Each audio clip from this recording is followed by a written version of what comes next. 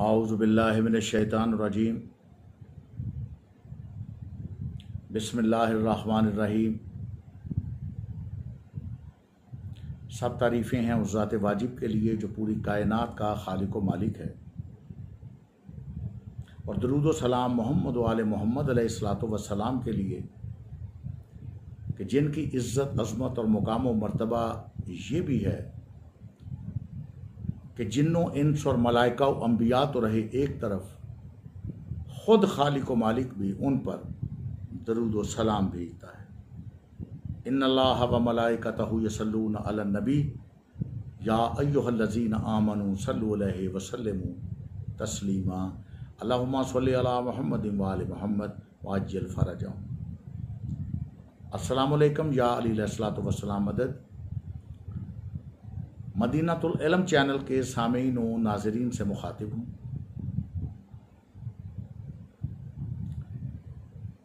मसलसल गुफ्तगू और मसलसल clips send करना सिर्फ़ और सिर्फ इसलिए कि शिया सुन्नी भाइयों की आपस में अगर कोई गलत फहमी है वो दूर हो सके, क्योंकि बकौल शायर हुए किस दर्जा फ़कीहान हरम बेतौफीक, ख़ुद बदलते नहीं कुरान को बदल देते हैं।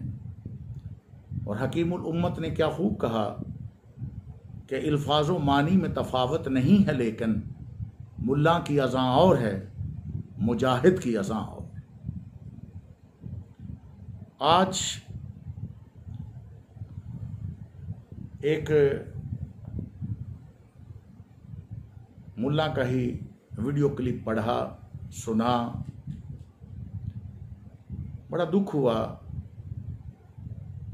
कि किस तरह मक्कारी व अय्यारी से इबारात में ख़यानत करके और एक गलत मैसेज देते हैं अवामुन्नास को, ताकि अवामुन्नास में आपस में बेचैनी फैले, फसाद हो, तला कलामी हो, लड़ाई झगड़ा हो और इनका हलवा मांडा चलता रहे। अजीज़ों, आज एक वीडियो में मौलाना साहब कह रहे हैं कि मौला अली अलैहिस्सलातु वस्सलाम ने खुद अपने मोमिनीन को कहा है कि मुझे बुरा भला कह लिया करो। और अफसोस कि ये जो जुमला अदा किया गया है ये नहजुल बलागा के मौला अमीर कायनात अली इब्न अबी तालिब अलैहिस्सलातु वस्सलाम के एक खुतबा से अखज़ करके, ख़यानत करके, कतर बेअमत करके अदा किया गया है, और अपने शैतानी मकसद को पूरा करने के लिए, फसाद फिल अर्द बपा करने के लिए इसकी गलत तोज़ी पेश की गई है। हकीकत हाल ऐसी नहीं है जैसे कि मुख्तलिफ मौलाना साहिबान अपनी गुफ्तगू में इस खुतबे के इस लफ्ज़ से जो मकसद हासिल करते हैं कि मौला अमीर अलैहिस्सलाम ने अपने मोमिनीन को कहा कि मुझे बुरा भला कह लिया करो।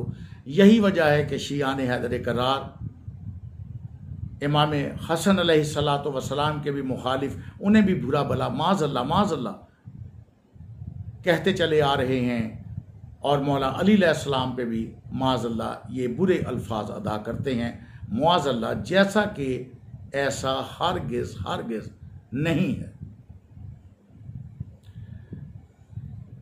जहाँ तक यहाँ एक एतराज़ अपनी गुफ्तगू से पहले ये भी रफ़ा कर दूँ कि कुछ लोग ये एतराज़ करते हैं कि फ़लाँ कातिल शिया था, अब्दुर्रहमान इब्न मुलजिम शिया था, फ़लाँ शिया था, फ़लाँ शिया था।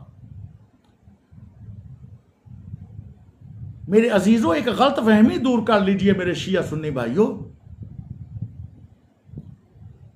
कि पहली 3 खिलाफतों के बाद जब मौलाए कायनात अली इब्न अबी तालिब अलैहिस्सलातु वस्सलाम को ज़ाहिरन ज़बरदस्ती हुकूमत दी गई, पढ़ के देख लीजिए हिस्ट्री को, कि मौला लेने के लिए तैयार नहीं थे। और जब जबरदस्ती बायत की गई कि आप ही खलीफा बने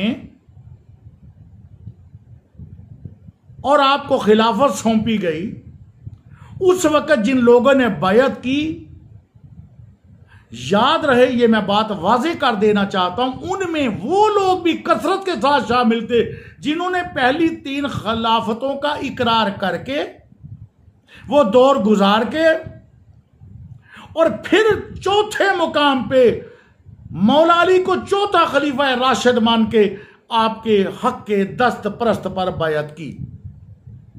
कसरत है ऐसे लोगों की कि जिन्होंने मौला अली अलैहिस्सलाम को चौथा खलीफा माना, चौथा खलीफा मान के बायत की। और उनमें वो लोग भी शामिल हैं जो नातिक के कुरान कुल्ले ईमान हक की पहचान को पैगंबर अकरम सल्लल्लाहु अलैहि वसल्लम के बाद खलीफा बिला फसल मानने वाले थे, जिन्होंने जुबानें कटवा दी, अपने टुकड़े करवा लिए, कत्ल होना गवारा कर लिया, सब कुछ तकलीफें और सौबतें बर्दाश्त की, मगर मौलाए कायनात अली इब्न अबी तालिब अलैहिस्सलातु वस्सलाम की खिलाफत बिला फसल पे कोई समझौता नहीं किया। जिनमें पहले सहाबी साद बिन अबादा थे, जिन्होंने सकीफा में तारीख इस्लाम पढ़ लीजिए, बहावलपुर यूनिवर्सिटी में तारीख इस्लाम जो पढ़ाई जाती है साहबजादा अब्दुल रसूल की लिखी हुई, ग्रेजुएट निसाब में वो शामिल है।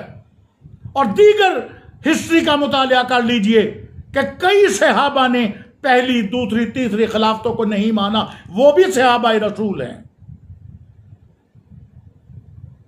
आज ये कहना कि किसी भी सहाबा की पैरवी करोगे जन्नत मिल जाएगी, तो साद बिन अबादा भी सहाबी रसूल है, जिसने सारी जिंदगी किसी की बायत नहीं की। जरा पढ़ लीजिए। अर्ज मैं ये कर रहा हूं कि जहां ऐसे लोगों की कसरत है जो पहली 3 खिलाफतों का इकरार करके उनको मानकर उनकी जेरे निगरानी अपने फराइज सरंजाम देकर अपने अपने मनपसंद शोबों में वक्त गुजार के आज चौथी जगह मौलाए कायनात के हाथों पे बैत कर रहे हैं। और उनमें वो लोग भी शामिल हैं जो मौला अली अलैहिस्सलाम को खलीफा बिला फसल दिलो जान से तस्लीम करते हैं। आज बैत उन्होंने भी की है, तो मैं ये कैसे मान लूं कि सब बराबर हैं? तो मेरे अजीजों, जब आप ये कहते हो कि जी फलां शिया, अब्दुर्रहमान इब्न मुलजिम शिया, फलां शिया, मेरे भाई सबसे पहले तो हम ऐसे शियों पे और कातिलाने इमाम पे लानत भेजकर अपना ताल्लुक तोड़ रहे हैं, खत्म कर रहे हैं। अगर तुम में हिम्मत है तो जिस जिसने अहले बैत से बुग़्ज़ रखा, जिस जिसने अहले बैत से अपना अदावत की, जिस जिसने अहले बैत से जंग की, जिस जिसने अहले बैत पे जुल्म किए, जिस जिसने अहले बैत के साथ अच्छा सलूक रवा नहीं रखा, जरा आप भी लानत भेजकर उनसे अपना ताल्लुक तोड़ के हक सच का सबूत दीजिए।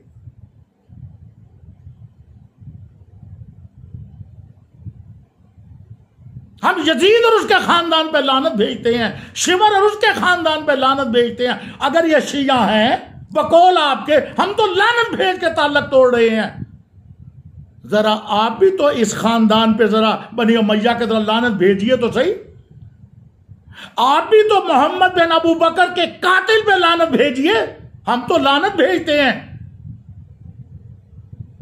आप भी तो इमाम हसन अलैहिस्सलाम के कातिल पे लानत भेजिए, पता तो चले कि आपके दिल में अहले बैत का कितना दर्द है।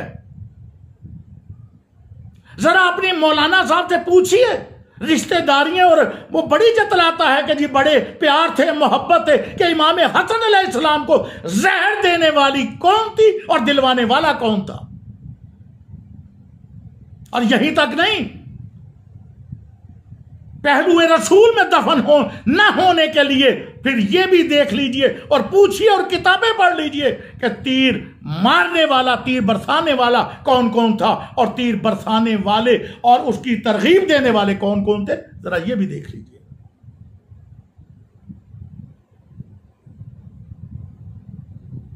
तो इस पॉइंट के बाद मैं अपने मकसद पे आऊं कि जी मौला अली अलैहिस्सलाम और अहले बैत को जो बुरा कहते हैं उन्होंने खुद इजाजत दी है, इसलिए शिया ये कुछ करते हैं। नहीं मेरे भाई, नहजुल बलागा जिसका खुतबा बयान किया जाता है, ये मेरे सामने नहजुल बलागा है।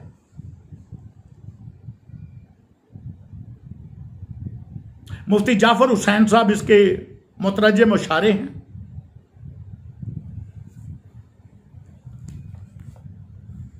इसके जो अल्फाज बयान किए जाते हैं वो खुतबा नंबर 57 से लिए गए हैं। इबारत पूरी सुन लीजिए कि मौलाए कायनात अली इब्न अबी तालिब अलैहिस्सलातु वस्सलाम फरमाते हैं, ऐ मेरे सहाबा, ऐ मेरे हम नशीनों, मेरे बाद जल्द ही तुम पर एक ऐसा शख्स मुसल्लत होगा। मौला फरमा रहे हैं ईमान लाओ पूरी बात पे, उस शख्स का भी पता करो जिस शख्स का जिक्र कर रहे हैं मौला। मौला का खुतबा मानना तो पूरा मानो। एक लफ्ज ले लिया और एक लफ्ज करके पहले अल्फाज और पहले जुमले छोड़ दिए, बात के भी छोड़ दिए, और उस पर अपना मकसद लेने के लिए अपनी मक्कारी और अय्यारी को सामने लाते हो और अपने नाकाम मकसद को हासिल करने की कोशिश करते हो। मौला अली अलैहिस्सलातु वस्सलाम फरमाते हैं कि मेरे बाद जल्द ही तुम पर एक ऐसा शख्स मुसल्लत होगा जिसका हलक कुशादा और पेट बड़ा होगा। ये देख लीजिए कि इस कसौटी पे कौन शख्स पूरा उतरता है।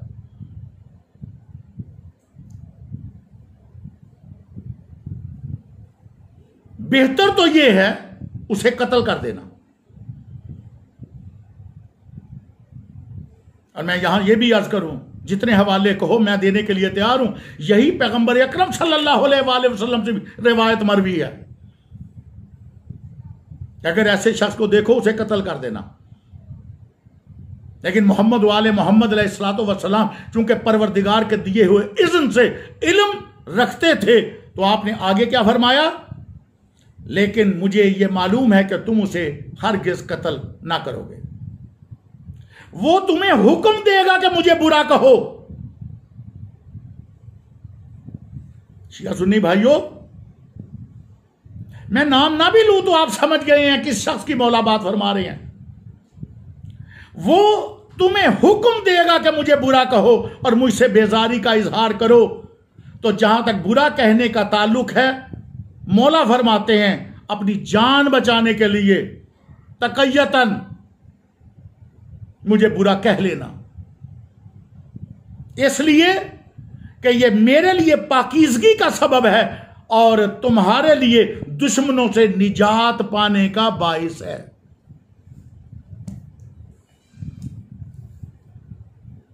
सुन लिया आपने खुतबा, मौला अली अलैहिस्सलाम ने क्या फरमाया। आपको लफ्ज़ बुरा और बुराई तो याद आ गई कि कर लेना, यह नहीं कि मौला ने किस शख्स के बारे में फरमाया।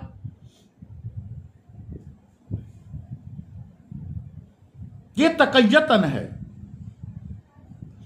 इज्जत, माल, जान, आबरू को बचाने के लिए आदरुए कुरान, आदरुए हदीस तकैया जायज है, बल्कि उम्मत मुस्लिमा की किताबों में लिखा हुआ है कि तकैया वाजिब है। यह मेरे पास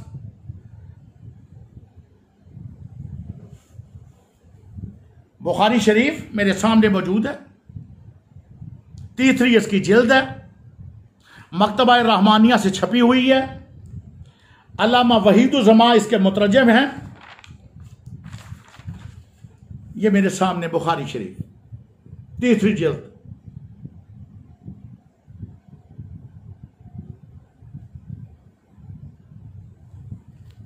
सफा नंबर इसका 768 768 है। ये निकला है 768 सफा। बुखारी शरीफ से दिखाओ तो हम मानेंगे। दें असुल कुतब बारी बादत कलाम बारी सही बुखारी आपके सामने पेश है। और लिखा क्या है, तीसरी जिल्द है, सफा नंबर 768 है। और किताबुल इकराह से मैं ये बयान कर रहा हूं। और ये निशान है 1832, बाब नंबर 1029 है और रवायत का नंबर है 1832। और इसमें लिखा क्या है कि इमाम बुखारी अपनी किताब में असहुल कुतब बारी बादत कलाम बारी सही बुखारी में इरशाद फरमा रहे हैं, इमाम हसन बसरी का अलैहिर्रहमा का कौल नकल कर रहे हैं कि तकैया कयामत तक कायम रहेगा। तकैया क़यामत तक कायम रहेगा। और इब्ने अब्बास ने कहा कि अगरचे डाकू किसी पर जबरदस्ती करें, उससे उसकी जोरू को तलाक भी दिलवा दें तो तलाक नहीं पड़ेगी। समझ आई तकैये की कि बीवी को तलाक देने से भी अगर आपको जान का खौफ है, इज्जत का खौफ है, तो तलाक वाकया नहीं होगी। अब मेरे पास मुस्लिम शरीफ है। यह मुस्लिम शरीफ मैंने हाथ में पकड़ी हुई है और इसकी जिल्द 6 से मैं आपको तकैया पे एक और बात रवायत दिखाना चाह रहा हूं। ये हजरत इब्राहीम अलैहिस्सलाम का तकैया, नबी का तकैया,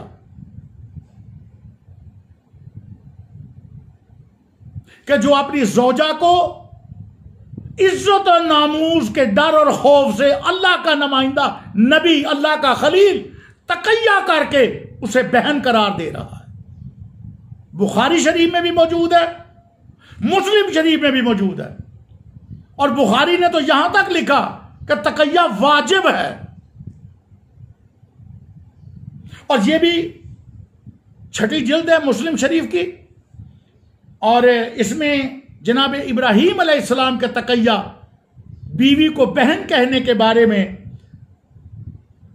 ये शारे मुस्लिम शरीफ रकम तराज हैं कि जुल्म के रोकने के लिए जान के डर से ऐसा झूठ दुरुस्त है। फुकहा ने इत्तफाक किया है कि अगर कोई जालिम किसी आदमी को कत्ल करना चाहे या किसी की अमानत को जबरन गसब करना चाहे तो उसके बचाने के लिए उसको झूठ बोलना वाजिब है।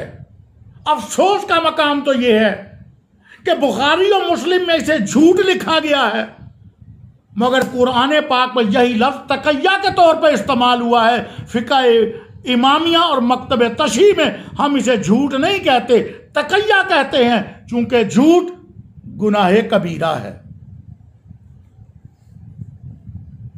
खिर्द का नाम जनू रख दिया और जनू का खिर्द, जो चाहे आपका हुस्ने करिश्मा साज करे। तो मेरे अजीजों, इज्जत या जान माल ईमान को छुपाने के लिए यह तकैया बोला जा सकता है। अगर मौला अली अलैहिस्सलाम ने यह हुक्म दिया है अपने मानने वालों, जानने वालों, अपने साथ मोहब्बत रखने वालों, अपने साथ मवद्दत, प्यार, चाहत, खलूत रखने वालों के लिए, तो सिर्फ इसलिए ताकि तुम्हारी जान बच जाए। और यही अल्फाज अगर देखने हैं तो इमाम काबा ने सवाए मोरका में मौला अली के यही अल्फाज, अल्लामा इब्न हजर मक्की ने यही अल्फाज नकल किए हैं।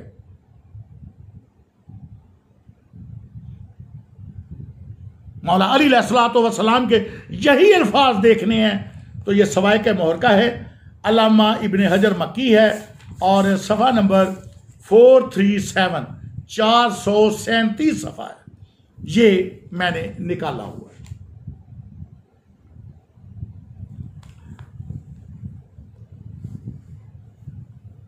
इब्न हजर मक्की मौला अली अलैहिस्सलाम का यह कौल नकल कर रहे हैं। आप फरमाते हैं कि जब तुम्हें मुझ पर लानत करने का हुक्म दिया जाएगा, पेशीनगोई फरमा रहे हैं आप,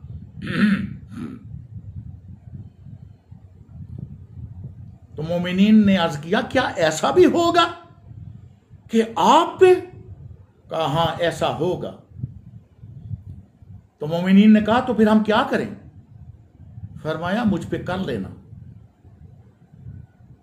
लेकिन दिल में मेरे लिए प्यार मोहब्बत और चाहत उसी तरह रखना, फकत इसलिए कि तुम्हारी जान बच जाए और ना तुम्हें कत्ल कर दिया जाएगा। इन मुल्लाओं को ये अवाम को नहीं बताना चाहिए कि वो कौन मलऊन शख्स थे जो खुद भी मौला अली अलैहिस्सलाम पे सब किया करते थे और लोगों से करवाया भी करते थे। अफसोस, सद अफसोस, इज्तिहादी गलती का नाम देकर उनके बचाव के लिए ऐसे अफराद जो दुश्मन मोहम्मद वाले मोहम्मद हैं, जो दुश्मन अहले बैत हैं, अहले बैत से जंग करने वाले, अहले बैत से बुग़्ज़ रखने वाले, अहले बैत से लड़ाइयां करने वाले, अहले बैत पे जुल्म करने वाले, उनको अपना राहबर और लीडर तस्लीम करें और यह भी कहना अहले बैत को हम भी मानते हैं। दो रंगी छोड़ दे, यकरंग हो जा, सरासर मोम हो या संग हो जा। अगर अहले बैत से मवद्दत रखनी है, मोहब्बत रखनी है, तो तुझे अहले बैत के हर दुश्मन पे लानत भेजना पड़ेगी। मेरे शिया सुन्नी भाइयों, फिर आपका ईमान मुकम्मल है। लेकिन अहले बैत से भी ताल्लुक और यजीद को भी सलाम। सूरह मुनाफिकून फिर किन के लिए आई है? जहन्नम का आखिरी दर्जा फिर किन के लिए कुरान मजीद में वहीद आई है? सोच लेना, मुकाम गौर फिक्र भी है और लम्हा फिक्रिया भी।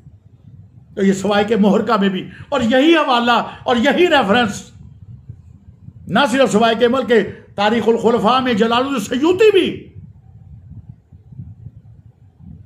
सफा नंबर 267 267 पे यही मौला अली का कौल वो भी नकल करते हैं और दीगर किताबों में भी ये दर्ज है।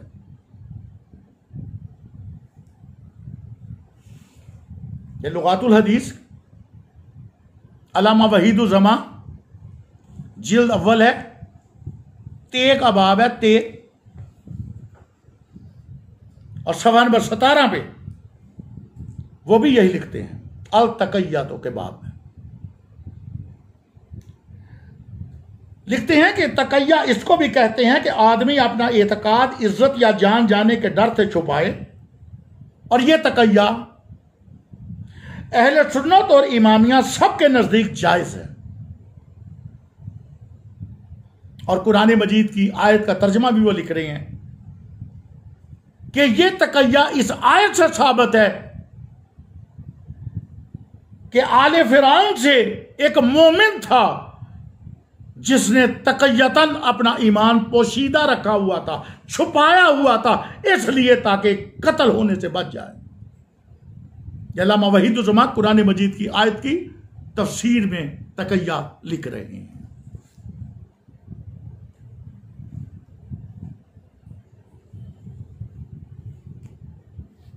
ये मेरे पास मुबारक जो नबूवत है, अल्लामा मुल्ला मोइन काशफी साहब। सोचिए कि अगर तकय्या गलत होता, दूसरी जिल्द है और सफा नंबर इसका 293 है।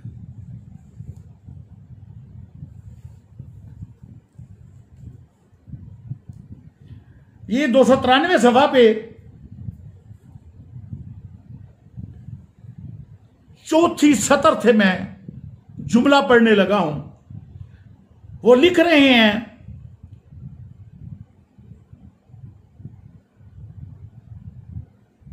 कि एक शख्स, बनी जोहरा का एक शख्स जो जेवर इस्लाम से आरास्ता था,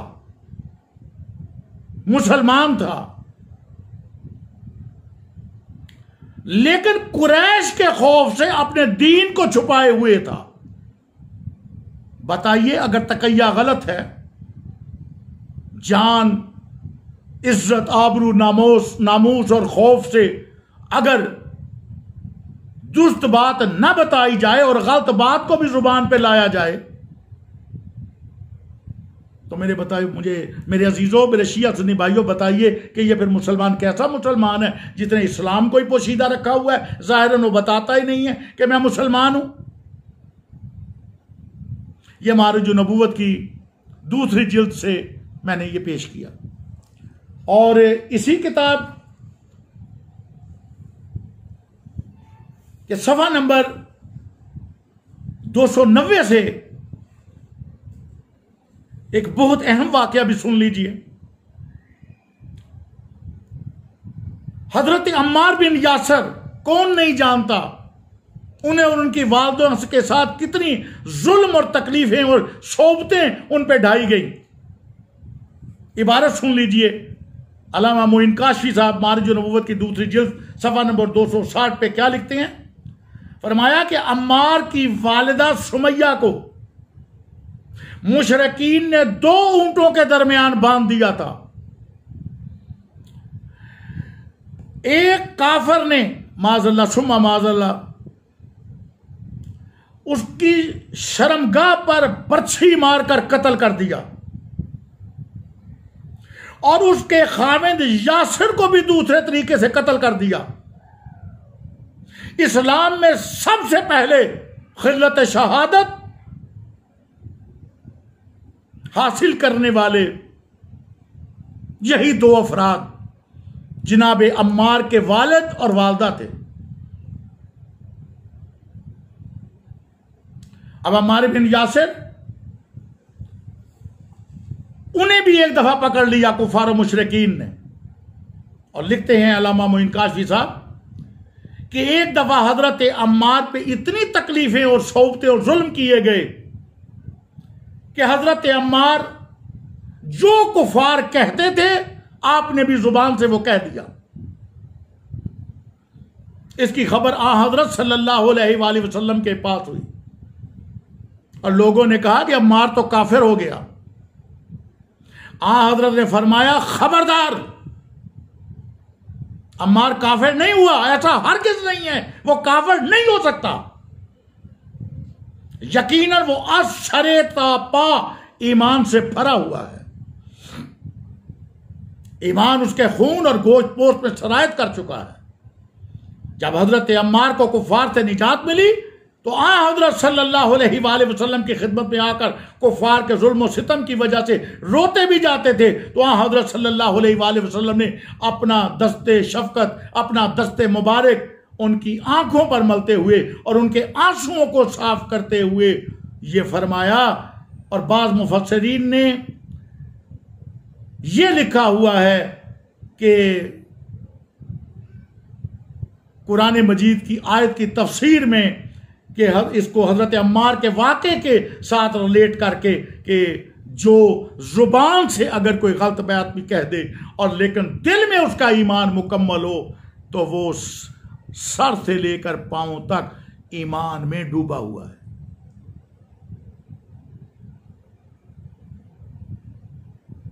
अब बताइए, हकीकत आपके सामने आ गई। हजूर नबी पाक सल्लल्लाहु अलैहि वसल्लम ने दीवारें काबा ढाने लगे थे, मगर कुछ लोगों ने, सहाबा इकराम ने एतराज किया। इल्फाज मौजूद हैं उम्मत मुस्लिमा की कुतब में। शिबली नमानी लिखते हैं सीरत नबी की पहली जिल्द के सफ़ा 187 पे कि खुद पैगंबर अकरम सल्लल्लाहु अलैहि वसल्लम का यह तकैया था कि आपने दीवारें काबा ढाकर ना बनाई, सिर्फ इस ख्याल से कि नए नए मुसलमान लोग इस्लाम से कहीं बदगुमान ना हो जाएं। पता चला कि ये तो सुन्नत पैगंबर अकरम सल्लल्लाहु अलैहि वसल्लम है। फिर मुस्लिम शरीफ की जब दूसरी जिल्द 57 पेज, हजूर नबी पाक, मैं आपको किताब ये मेरे सामने पड़ी हुई है, दूसरी जिल्द है और सफ़ा नंबर 57 है।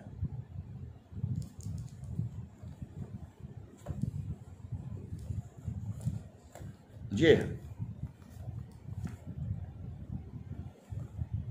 हजरत अब्दुल्ला बिन अब्बास ने कहा, दरमियानी आवाज से नमाज पढ़ने की आयत मक्का मुकर्रमा में उस वक़्त नाज़िल हुई जबकि रसूल अल्लाह सल्लल्लाहु अलैहि वसल्लम खौफ की वजह से एक घर में पोशीदा थे। वाकया यह है कि मुशरिक जब कुरान करीम की आवाज सुनते तो माज़अल्लाह सुम्मा माज़अल्लाह पैगंबर अकरम को गालियां देते। इसलिए अल्लाह ताला ने अपने नबी से फरमाया कि आप इतनी ऊंची आवाज से ना पढ़ें, आहिस्ता पढ़ें, ताकि ये काफिर और मुशरिक ना सुन सके। अब बताइए, पैगंबर अकरम सल्लल्लाहु अलैहि वसल्लम इज्जत जान और माल के बचाव के लिए अगर कोई अमल करें, इसे ही तकैया कहते हैं, जो कुरान से भी साबित है, सुन्नत से भी साबित है, अहादीस और रवायात से भी साबित है। ये सारे रेफरेंसेस आपको दिए जा रहे हैं। और फिर मेरे पास ये सीरत हलबिया भी है, इस पे मैं बात खत्म करता हूं। सीरत हलबिया है, ये दूसरी उसकी जिल्द है और सफ़ा नंबर इसका 270 है। बस इस रेफरेंस पे ढेर लगे हुए हैं किताबों के, इसी पे इक्तफा करता हूं कि जब हुजूर नबी पाक सल्लल्लाहु अलैहि वसल्लम नमाज अदा कर रहे थे और कुफार और मुशरिकीन ने ओजड़ी लाकर पैगंबर अकरम सल्लल्लाहु अलैहि वसल्लम की पुश्त मुबारक पे रख दी, उस वक़्त के वाक़े को साहिबे किताब ये दर्ज करते हैं। फरमाते हैं कि उस वक़्त मुशरिकों में से एक शख्स खड़ा हुआ और एक रवायत के अल्फाज ये हैं कि जो पूरी कौम में सबसे ज़्यादा बदबख्त था, यानी उकबा इब्ने अबू मुईत, ये जाकर 2 ओजड़ियां उठाकर लाया और जब हज़रत सल्लल्लाहु अलैहि वसल्लम सजदे में गए तो उसने ये ओजड़ी आपके ऊपर डाल दी। इस पर सब मुशरिकीन जोर जोर से हंसने लगे, यहां तक कि हंसी से बेहाल होकर एक दूसरे पर गिरने लगे।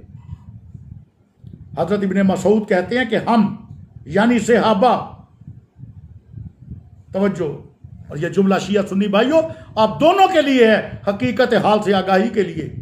हजरत इब्ने मसूद कहते हैं कि हम यानी सहाबा इस गंदगी को आपकी पीठ से उठाकर फेंकने से डरते रहे, खौफ में रहे कि कहीं ये काफिर और मुशरिक हम पे ही हमलावर ना हो जाएं। पता लगा कि हुजूर पैगंबर अकरम को तकलीफ दी जा रही है और डर और खौफ से सहाबा इकराम का भी तकैया। ये सीरत हलबिया दूसरी जिल्द है, सफ़ा नंबर 270 है और इब्ने मसूद ये फरमा रहे हैं, सहाबी रसूल और बाकी सहाबा का भी जिक्र फरमा रहे हैं कि हम सब सहाबा इस गंदगी को आपकी पीठ पर से उठाकर फेंकने से डरते रहे। और एक रवायत के मुताबिक इब्ने मसूद कहते हैं कि मैं खड़ा हुआ देख रहा था कि काश कोई मेरी हिफाजत का जिम्मा ले ताकि मैं इस गंदगी को आपके जिस्म में मुबारक से उठाकर फेंक दूं। आखिरी जुमले हैं मेरे शिया सुन्नी भाइयों। उस वक्त किसी ने जाकर आपकी साहिबजादी, आपकी लख्ते जिगर मादर हसनैन बिनते रसूल सकलैन खातून जन्नत सल्लल्लाहु अलैहा को जाकर दी। वो फौरन हरम में आई और हज़रत सल्लल्लाहु अलैहि वसल्लम उस वक्त तक सजदे में सर रखे हुए थे, गंदगी आपके मूंढों पर पड़ी हुई थी और हज़रत फातिमा सल्लल्लाहु अलैहा ने आकर उसको उठाकर फेंका। बस दस्तबस्ता एक गुजारिश, एक सवाल और मेरी बात तमाम। मुबाहले में तो कह दिया बेटियां मर चुकी थी, ये मैं बिनाते अरबा के कायलीन से बस एक सवाल, जब इस मौजू पे बोलूंगा तो फिर बताऊंगा कुरान मजीद अहादीस और रवायात से कि बेटियां 4 नहीं 4000 बना लो मगर खातून जन्नत एक। जितनी चाहो बेटियां बना लो मगर जिसके बच्चों के पंगूड़ों की डोरियां मलाइका आके हिलाते हैं वो सिर्फ खातून जन्नत सल्लल्लाहु अलैहा है। और रोजे माशर जिसके लिए आवाज कुदरत आएगी, ए नबियों तुम भी अपनी निगाहें नीची कर लो क्योंकि मोहम्मद की बेटी जनाब सैयदा सल्लल्लाहु अलैहा आ रही हैं। वो सिर्फ और सिर्फ मादर हसनैन बिनते रसूल सकलैन खातून जन्नत सलवातुल्लाह फ़कत और फ़कत सैयदा फातिमा ज़हरा सलवातुल्लाह अलैहा हैं। सिर्फ एक सवाल और एक गुजारिश, सब किताबें ख़त्म, सब हवाले ख़त्म, सब रेफरेंसेस ख़त्म। इंशाअल्लाह जब बिनात रसूल और बिनात अरबा के मौजू पे मेरी गुफ्तगू होगी तो सैर हासिल होगी इंशाअल्लाह। मगर अब तो सिर्फ एक सवाल कि मुबाहला पे तुमने कह दिया कि वो मर चुकी थी। मैं पूछता हूं, आज ये तो इब्तदाई दौर है, अभी तो वो जिंदा है। जो सबसे छोटी बेटी है वो तो अपने बाबा के ऊपर जो जुल्म हो रहा है ओजड़ी रखी, वो एक पितराना शफकत और बेटी की शफकत उसके जज्बे के तहत आके अपने बाबा की पुश्त से वो गंदगी हटाती हैं। मैं कहता हूं इनमें बाकी बेटियां क्यों शामिल नहीं हैं? बाकी बेटियों को क्यों खबर नहीं हुई कि हमारे बाबा के साथ ये सलूक हो रहा है? सोचिएगा जरूर। बहुत शुक्रिया। अल्लाह हाफिज। फी मानिल्लाह। यार अलैहिस्सलातु वस्सलाम।